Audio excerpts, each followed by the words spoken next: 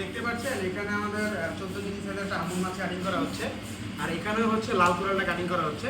তো আমাদের কাস্টমার ভাই রিকমেন্ডেড ছিল যে ভাই আমাকে প্রত্যেকটা মাছ আপনি কাটিং করে দিবেন, কারণ আমরা ঢাকা শহরে যে মাছগুলি কাটিং করি আমাদের আসলে পছন্দ হয় না। চট্টগ্রাম স্টাইল কিন্তু আমাদেরকে মাছগুলো কাটিং করে দেবেন। এই সম্পূর্ণ সবগুলি মাছই কিন্তু ভাইয়া নিয়েছেন।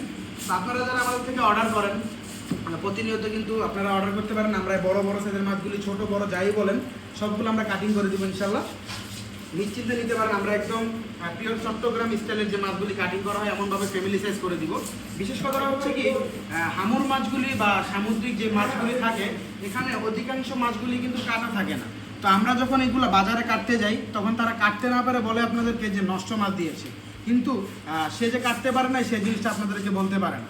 তো নদীর মাছ বলেন এবং আপনার সাগরের মাছ বলেন, নদীর মাছে কাটা থাকে কিন্তু সাগরের মাছে কিন্তু তেমন একটা কোনো পরিমাণ কাটা থাকে না।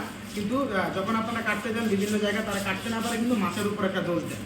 তো সেক্ষেত্রে আপনারা চাইলে কিন্তু আমাদের মাছের হাট থেকে যারা অর্ডার করবেন আপনারা নিশ্চিন্তে এবং কাটিং করে নিতে পারবেন। আপনাদের কোনো বড় মাছ নিয়ে টেনশনের কোনো কারণ লাগবে না। আপনারা চাইলে নিশ্চিন্তে এরকম ফ্রেশ এরকম একদম ফ্রেশ কাটিংভাবে কিন্তু আমাদের থেকে নিতে পারেন মাছের হাট থেকে।